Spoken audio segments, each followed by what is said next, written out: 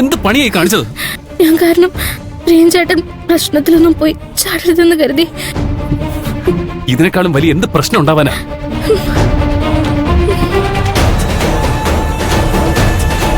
വാ.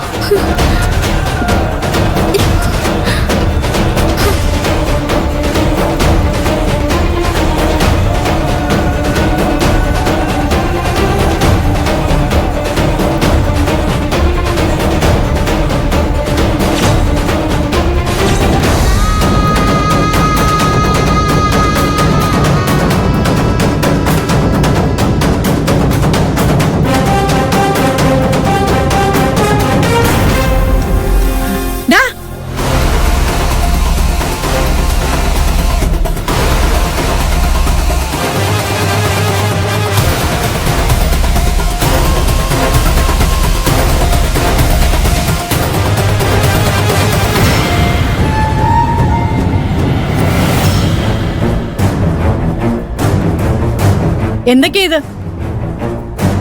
എത്ര നാളായി ഇതൊക്കെ തുടങ്ങിയിട്ട്? എല്ലാം അറിഞ്ഞിട്ടല്ലേ ഇതൊക്കെ ചെയ്തു കൂട്ടിയത്. പിന്നെന്തിനാ ചോദിക്കുന്നത്? നീ ഏതോ ഒരുത്തിയ റൂമിൽ കയറ്റി താമസിപ്പിച്ചിട്ട് ഞാനത് ചോദിക്കണ്ടേ? മനുഷ്യനായ കുറച്ചൊക്കെ നാണം വേണോടാ. ഹോസ്റ്റലിൽ ഒരു പ്രശ്നം ഉണ്ടായതുകൊണ്ട് പാറുവിനെ കുറച്ചു ദിവസം ഇവിടെ താമസിപ്പിക്കാൻ കൈലാഷ് സാർ പറഞ്ഞു. അത്രേ ഉള്ളൂ. അത്രേ ഉള്ളൂ. അല്ലാതെ അമ്മ ചിന്തിച്ചു കൂട്ടിയതുപോലെയൊന്നും ഇല്ല. ഒന്നുമില്ലെങ്കിൽ നിനക്ക് ഇവളുടെ കാര്യം എന്നോട് പറയാറുന്നില്ലേ? നീ പറയുന്നത് ഒന്നും ഇനി ഞാൻ വിശ്വസിക്കില്ല.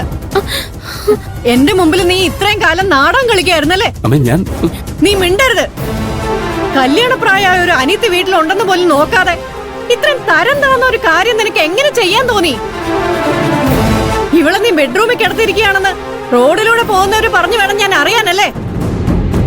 നീ എന്റെ വയറ്റിൽ തന്നെ വന്ന് ജനിച്ചു പോയല്ലോ.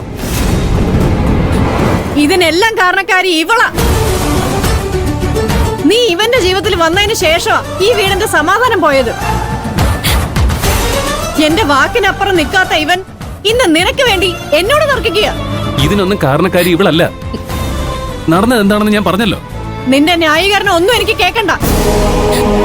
പ്രായപൂർത്തിയായ ഒരു പെൺകുട്ടിയായിട്ടും ഒരു പയ്യന്റെ കൂടെ ഒരേ മുറിയിൽ താമസിക്കാൻ നിനക്ക് നാണമില്ലേ?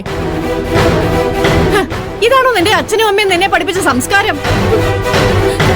നിന്നെ പോലെ ഒരു വൃത്തികെട്ടവള് ഇനി ഒരു നിമിഷം പോലും എന്റെ വീട്ടിൽ നിൽക്കരുത്. ഇറങ്ങി പോടി. ഇറങ്ങി പോവാനല്ലേ പറഞ്ഞത്?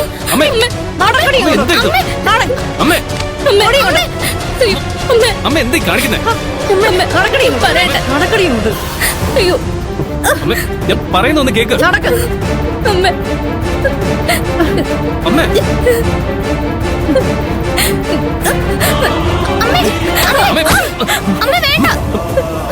തൊട്ടുപോരുതാണ്. മാറിക്കട. നിന്നെ ഞാൻ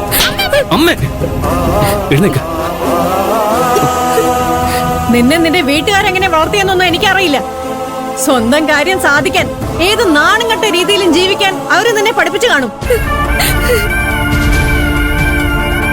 പക്ഷേ എന്റെ മോൻ അന്തസ്സോടെ ജീവിക്കണമെന്ന് എനിക്ക് ആഗ്രഹമുണ്ട്. നിന്നെ പോലെയുള്ളവരുടെ സഹവാസം ഉണ്ടെങ്കിൽ അവന് നിന്നെ പോലെ നാണം കെട്ട ഒരു ജന്മാവും. അതെനിക്ക് സഹിക്കാൻ പറ്റില്ല. ഇനി മേല നിന്നെ ഇവന്റെ കൂടെ കണ്ട നിന്നെ കൊന്നുകളയും. നീ മിണ്ടരുത്. ഇനി എന്ത് നോക്കി നിൽക്കുക? ഇറങ്ങി പോടി. ഇറങ്ങി പോവാൻ.